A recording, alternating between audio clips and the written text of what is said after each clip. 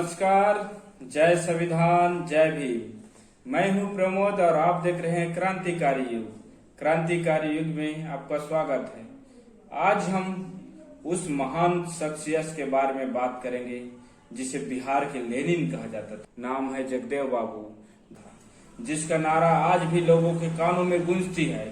उन्होंने कहा था, 100 में 90 शोषित है, शोषितों ने ललकारा है, धन धरती और राजपाट में 90 भाग हमारा है। आज से 50 साल पहले बिहार की राजनीतिक फिजाओं में यह स्लोगन काफी मशहूर हुआ करता था।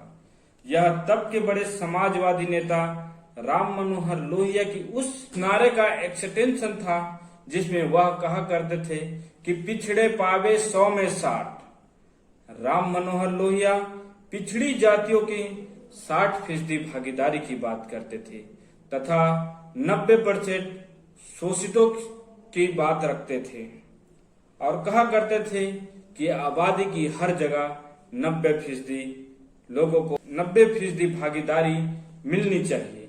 यह नारा देने वाले जगदेव प्रसाद, उनके बिना उस समय बिहार में कोई भी सरकार पूरी नहीं होती थी।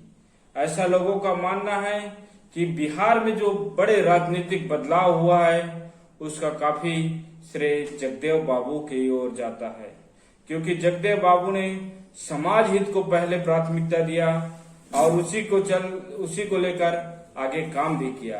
जगदेव बाबू को आज हम उनकी पुण्यतिथि पर सत नमन करते हैं और उसको याद करते हैं। बिहार के जो राजनीतिक परिदृश्य है देखने को मिलता है आज भी। उनके जो बदलाव था, उसकी जो सामाजिक सोच थी, उन्होंने अनेकों प्रकार के बदलाव किया। लेकिन तकलीफ की बात यह है कि खुद इस बात की जिंदा मिसाल बन गए। 5 सितंबर 1974 को पुलिस फायरिंग में उसकी मौत हो गई और बताते हैं कि उस समय वहां के जो पुलिस थे उन्होंने उसको हॉस्पिटल ले जाने के बजाय पुलिस थाना में ही कैद करके रख दिया, जिससे उनके मौके पर ही मौत हो गई और अंतिम समय तक पानी के लिए संघर्ष करते दिखे। और अंत में यह हुआ कि उसके जो शव थे उसको भी पुलिस ने शव देने से मना कर रहे थे, लेकिन उस समय जो समाजवादी पार्टी और अन्य पार्टी के जो नेताएं थे उस पर राजभवन के सामने धरने पर बैठ गए थे और तब तक उस शव को सुपुर्द नहीं किया गया जब तक राजभवन से उन्होंने हटना न समझा। बिहार की राजनीति बहुत ही उथल पुथल रहती थी। लोगों में अनेक प्रकार की भ्रांतियां होती थी। लोग पिछड़ी जाति को लेकर जो उच्च वर्ग के थे घृणा की दृष्टि से देखते थे कि राजनीति में ऐसे लोगों का क्या महत्व है। एक बार जो जगदेव बाबू के पिताजी का शहादत हो गया था, जिसकी मृत्यु हो गई थी, तो वहां के पंडित ने उसका इल्जाम उसके बेटे जगदेव बाबू के ऊपर उठाया था। वो कहते थे कि जगदेव बाबू, तुम्हारा काम सिर्फ सब्जी उगाना है, न कि तुम्हें पढ़ाई लिखाई करना है। इस बात को बहुत डिप्रेशन में चला गया था और सोचता था क्या शोषित वंचित पढ़ाई नहीं कर सकते।